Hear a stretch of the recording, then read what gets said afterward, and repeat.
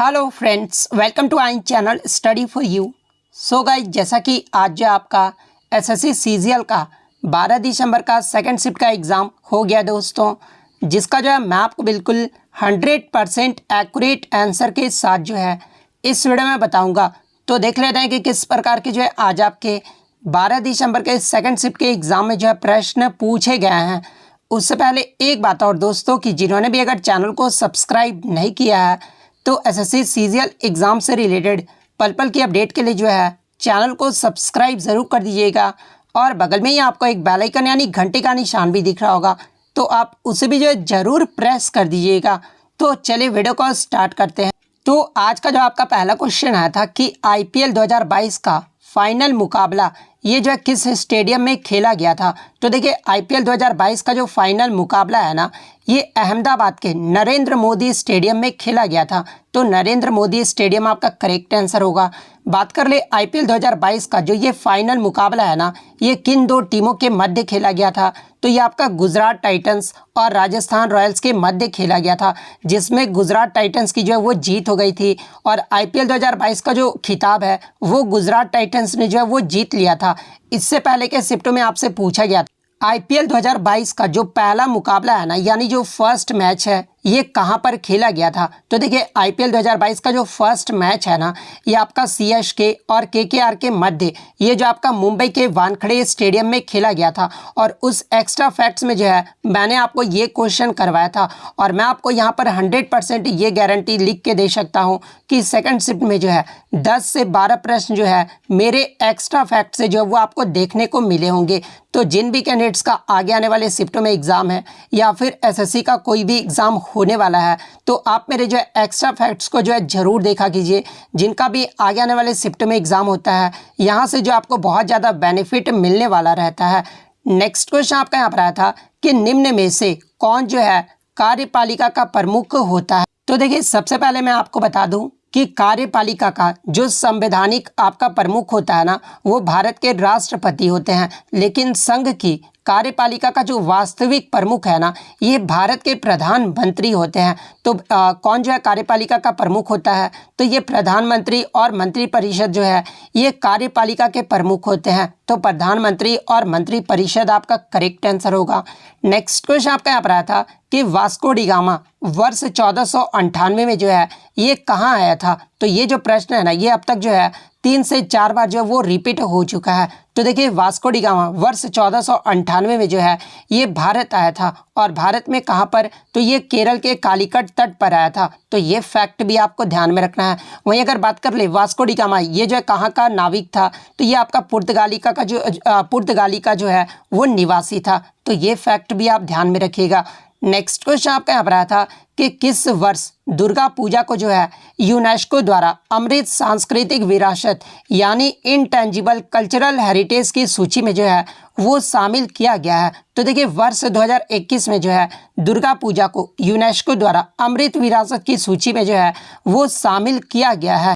लेकिन कुछ बच्चों ने बताया कि प्रश्न ये पूछा गया था कि हाल ही में यूनेस्को द्वारा किसे जो है अमृत सांस्कृतिक विरासत यानी इनटेंजिबल कल्चरल हेरिटेज के रूप में जो है वो शामिल किया गया है, जहाँ पे ऑप्शन में आपका दुर्गा पूजा दिया गया था। तो देखिए, हाल ही में यानी 2021 में जो है दुर्गा पूजा को यूनेस्को द्वारा अमृत विरासत की सूची में जो है वो शामिल किया गया है। तो दुर्गा पूजा आपका करेक्ट आंसर होगा। नेक्स्ट क्वेश्चन आपका यहाँ पर आया था कि भारत में हरित क्रांति की जो शुरुआत है ना, ये कब हुई थी। तो देखिए, भारत में हरित क्रांति की जो शुरुआत है ना, ये आपका 1960 के दशक में हुआ था। तो 1960 आपका करेक्ट आंसर होगा। बात कर ले किस वर्ष हुआ था, तो देखिए, भारत में हरित क्रांति की जो शुरुआत है ना, ये 1965-68 में हुआ था। और इसमें जो है किस पे फोकस दिया गया था, तो देखिए, भारत में हरित क्रांति में सबसे ज़्यादा जो है गेहूँ व चावल के उत्पादन पर जो है वो फोकस किया गया था। इसके अलावा बात कर ले भारत में हरित क्रांति के जनक के रूप में जो है ये किसे जाना जाता है, तो ये एम.एस. स्वामीनाथन को जो है वो जाना जाता है। तो ये फैक्ट भी आपको ध्यान में रखना है। नेक्स्ट क्वेश्चन आपका यहाँ पर आया था कि महात्मा गांधी जी को राष्ट्रपिता की जो उपाधि है ना, ये किस वर्ष दिया गया था? तो देखिए मैं आपको बता दूं कि 4 जून 1944 को जो है सुभाष चंद्र बोस ने सिंगापुर रेडियो से एक संदेश जो है वो प्रसारित करते हुए महात्मा गांधी जी को जो है देश का पिता यानी राष्ट्रपिता कहकर जो है वो संबोधित किया था। तो 1944 आपका करेक्ट आंसर। नेक्स्ट क्वेश्चन आपका यहाँ पर आया था कि किस राज्य की सरकार ने भारत के पहले जीन बैंक की शुरुआत की है? तो देखिए हाल ही में महाराष्ट्र राज्य की सरकार द्वारा जो है जीन बैंक की शुरुआत किया गया है। तो महाराष्ट्र आपका करेक्ट आंसर होगा। नेक्स्ट क्वेश्चन आपका यहाँ पर आया था कि टी बाला सरस्वती का जो संबंध है ना, ये किस शास्त्रीय नृत्य से है? और ये भी जो आपका रिपीटेड प्रश्न है। तो देखिए टी बाला सरस्वती की बात कर ले तो इनका जो संबंध है ना, ये भरतनाट्यम से है। भरतनाट्यम के प्रसिद्ध नर्तक की बात कर ले तो मल्लिका साराभाई, लक्ष्मी विश्वनाथन, रुक्मणी देवी अरुंडेल, सोनल मानसिंह, यामिनी कृष्णामूर्ति, प्रतिभा प्रहलाद, मृणालिनी साराभाई, पद्म सुब्रमण्यम, बी हेरम्बनाथन, मीनाश्री श्रीनिवासन, इन सभी का जो संबंध है ना वो भरतनाट्यम से है। तो ये फैक्ट भी आपको ध्यान में रखना। नेक्स्ट क्वेश्चन आपका यहाँ पर आया था कि वर्ष 2022 में यूपीएससी के अध्यक्ष के पद पर जो है ये किसे नियुक्त किया गया है? तो देखिए हाल ही में 2022 में जो है यूपीएससी के अध्यक्ष के पद पर ये डॉक्टर मनोज सोनी को जो है वो नियुक्त किया गया है। तो डॉक्टर मनोज सोनी आपका करेक्ट आंसर होगा। बात कर रहे हैं यूपीएससी के कितने अध्यक्ष होते हैं? तो एक अध्यक्ष और 10 जो होते हैं वो सदस्य होते हैं। और इनके कार्यकाल की बात कर ले तो देखिए यूपीएससी के प्रत्येक सदस्य का जो कार्यकाल है ना वो 6 वर्ष या फिर 65 वर्ष, जो भी पहले हो जाए वो जो है इनका कार्यकाल होता है।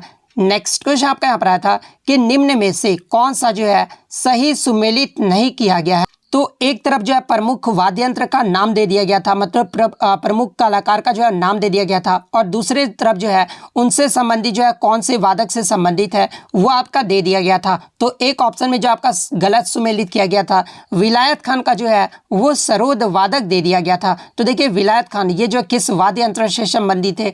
तो ये आपके सितार वाद्य यंत्र से संबंधित है। तो ये वाला जो ऑप्शन होगा ना वो आपका करेक्ट आंसर होगा। नेक्स्ट क्वेश्चन आपका यहाँ पर आया था कि भारत और पाकिस्तान के बीच सीमा रेखा को जो है वो क्या कहा जाता है? तो देखिए भारत और पाकिस्तान के बीच सीमा रेखा को जो है ये रेड क्लिफ रेखा कहा जाता है। तो रेड क्लिफ रेखा आपका करेक्ट आंसर होगा। और ये भी जो प्रश्न है वो आपका रिपीटेड प्रश्न है। बात कर ले रेड क्लिफ रेखा, इसे जो है कब लागू किया गया था? तो ये 17 अगस्त 1947 को जो है वो लागू किया गया था। वहीं अगर बात कर ले भारत और चीन के मध्य सीमा रेखा को जो है क्या कहा जाता है? तो ये आपका मैकमोहन रेखा कहा जाता है। वहीं अगर भारत और अफगानिस्तान के बीच सीमा रेखा को क्या कहा जाता है? तो ये आपका डुरंड रेखा कहा जाता है। तो ये फैक्ट भी आपको ध्यान में रखना है। नेक्स्ट क्वेश्चन आपका यहाँ पर आया था कि एल नीनो का जो संबंध है ना ये किस महाद्वीप या फिर किस महासागर से है? तो देखिए एल नीनो का जो संबंध है ना ये आपका दक्षिण अमेरिका महाद्वीप से है। वहीं अगर महासागर की बात कर ले तो ये आपका प्रशांत महासागर से है। तो प्रशांत महासागर आपका करेक्ट आंसर होगा। नेक्स्ट क्वेश्चन आपका यहाँ पर आया था कि निम्न में से कौन जो है बिलियर्ड्स का खिलाड़ी है? जहाँ पे एक ऑप्शन में आपका पंकज आडवाणी दिया गया था या फिर पूछा गया था कि पंकज आडवाणी जो है ये किस खेल से संबंधित है? तो देखिए पंकज आडवाणी की बात कर ले तो ये आपके बिलियर्ड्स खेल से संबंधित। इसके अलावा बात कर ले गीता सेठी, आदित्य मेहता, सौरभ कोठारी, चित्रा मैगी महराज, इन सभी का भी जो संबंध है ना वो बिलियर्ड और स्नूकर से है। तो ये फैक्ट भी आपको ध्यान में रखना है। नेक्स्ट क्वेश्चन आपका यहाँ पर आया था कि टाइटेनियम का परमाणु भार यानी एटॉमिक मास जो है वो पूछा गया था। तो देखिए टाइटेनियम का जो परमाणु भार होता है ना वो 47.86 AMU होता है। तो 47.86 आपका करेक्ट आंसर होगा। वहीं अगर परमाणु क्रमांक यानी एटॉमिक नंबर की बात कर ले तो टाइटेनियम का जो एटॉमिक नंबर होता है ना वो आपका 22 होता है। बात कर ले टाइटेनियम की खोज ये जो है कब किया गया था? तो 1791 में जो ये ग्रेटर के द्वारा किया गया था। वहीं 1795 में जो है क्लापराथ के द्वारा जो है इसका नाम जो है वो टाइटेनियम रखा गया था। तो ये फैक्ट भी आपको ध्यान में रखना है। नेक्स्ट क्वेश्चन आपका यहाँ पर आया था और बात कर ले टाइटेनियम ये जो किस ग्रुप का एलिमेंट है? तो ये आपका ग्रुप डी का एलिमेंट है। तो ये फैक्ट भी आप ध्यान में रखिएगा। नेक्स्ट बात कर लेते हैं तो योजना आयोग के द्वारा चिन्हित भारत के जो है कितने कृषि जलवायु क्षेत्र हैं? तो देखिए योजना आयोग के द्वारा टोटल जो है 15 भारत के जो है कृषि जलवायु क्षेत्र हैं। तो 15 आपका करेक्ट आंसर हो। नेक्स्ट क्वेश्चन आपका यहाँ पर आया था कि सत्रिया नृत्य के संस्थापक कौन थे, या फिर प्रश्न ये पूछा गया था कि असम का जो ये सत्रिया नृत्य है ना, जो कि एक शास्त्रीय नृत्य है, इसे उजागर करने में किसका जो है महत्वपूर्ण योगदान था। तो देखिए दोनों में ही जो आपका आंसर होगा ना वो श्रीमंता शंकर देव होगा, और श्रीमंता शंकर देव के द्वारा जो है 15वीं शताब्दी में सत्रिया नृत्य की जो है वो खोज की गई थी। तो श्रीमंता शंकर देव आपका करेक्ट आंसर होगा। इसके अलावा एग्जाम में यहाँ से एक प्रश्न और बनता है कि संस्कृत नाट्य अकादमी के द्वारा सत्रिया नृत्य को जो है कब जो है आपका शास्त्रीय नृत्य का जो है वो दर्जा दिया गया था। तो इसे जो है 2000 ईस्वी में जो है वो शास्त्रीय नृत्य का जो है वो दर्जा दिया गया था। नेक्स्ट क्वेश्चन आपका यहाँ पर आया था कि अनुच्छेद 51A इसका जो संबंध है ना वो किससे है। तो जैसा कि मैं आपको बता दूं कि 42वें संविधान संशोधन 1976 के द्वारा जो है हमारे संविधान में अनुच्छेद 51A और भाग जो है आपका 4A को जो है वो जोड़ा गया था। तो ये जो आपका मौलिक कर्तव्य से संबंधित है, तो मौलिक कर्तव्य आपका करेक्ट आंसर होगा। नेक्स्ट क्वेश्चन आपका यहाँ पर आया था कि निम्न में से कौन सा जो है मध्य प्रदेश से संबंधित लोक नृत्य नहीं है, यानी मध्य प्रदेश का जो है कौन सा एक फोक डांस नहीं है। जहाँ पे ऑप्शन में आपका एक लाहो दिया गया था। तो देखिए ये जो आपका लाहो है ना, ये मेघालय राज्य का जो एक लोक नृत्य है। बात कर ले मध्य प्रदेश के लोक नृत्य के बारे में, तो देखिए माच, मटकी, गिद्दा, तिरताली, जवारा, राई, खड़ा नाच, भगोरिया, सुवा नृत्य, उसके बाद कानेरी नृत्य, ये सब जो नृत्य है ना, कानरा नृत्य, ये आपके मध्य प्रदेश के जो है वो लोक नृत्य हैं। नेक्स्ट क्वेश्चन आपका यहाँ पर आता कि प्रायद्वीपीय पठार, इसकी जो है आकृति पूछी गई थी। तो देखिए प्रायद्वीपीय पठार की जो आकृति होता है ना वो आपका ट्रायंगुलर शेप का होता है, यानी त्रिभुजा आकार का होता है। तो त्रिभुजा आकार आपका करेक्ट आंसर होगा।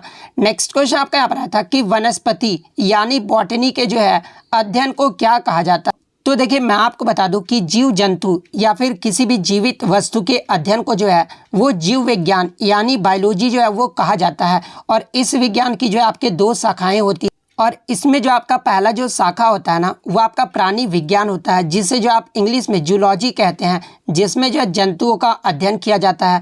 और सेकंड जो शाखा होता है ना वो आपका वनस्पति विज्ञान, जिसे जो आप बॉटनी या फिर पादप विज्ञान भी कहते हैं, जिसमें पादपों का अध्ययन होता है, यानी प्लांट साइंस का जो है वो अध्ययन किया जाता है। तो बायोलॉजी ऑप्शन में दिया गया था, तो बायोलॉजी आपका करेक्ट आंसर होगा। नेक्स्ट क्वेश्चन आपका यहाँ पर आया था कि 1949 में गठित राष्ट्रीय आय समिति के जो अध्यक्ष थे ना ये कौन थे। तो देखिए मैं आपको बता दूं कि पहली जो राष्ट्रीय आय समिति का जो गठन है ना ये वर्ष 1949 में किया गया था, और इसके किसकी अध्यक्षता में किया गया था। तो ये प्रोफेसर PC महालनोबिस की अध्यक्षता में किया गया था। तो PC महालनोबिस आपका करेक्ट आंसर हो। नेक्स्ट क्वेश्चन आपका यहाँ पर आया था कि which substance is use in production of phenol, यानी फिनोल के उत्पादन में जो है किस पदार्थ का उपयोग किया जाता है। तो देखिए फिनोल के उत्पादन की बात कर ले तो इसमें जो आपका क्यूमेन का जो उपयोग किया जाता है, देखिए क्यूमेन विधि के द्वारा फिनोल के उत्पादन के लिए जो है कच्चे माल के रूप में यानी रॉ मटेरियल के रूप में जो है इसका प्रयोग जो है वो किया जाता है। तो क्यूमीन अगर ऑप्शन में दिया गया था तो क्यूमीन आपका यहाँ पे करेक्ट आंसर हो। तो इतने क्वेश्चन जो है आज मुझे बच्चों के द्वारा मिले जो कि 100% रियल और ऑथेंटिक है। तो अगर वीडियो अच्छी लगी हो तो वीडियो को जो है लाइक ज़रूर कर दीजिएगा, और इसी तरह SSC का रियल एनालिसिस पाने के लिए जो है चैनल को सब्सक्राइब ज़रूर कर दीजिएगा। तो मिलते हैं नेक्स्ट वीडियो में, तब तक thank you, all the best.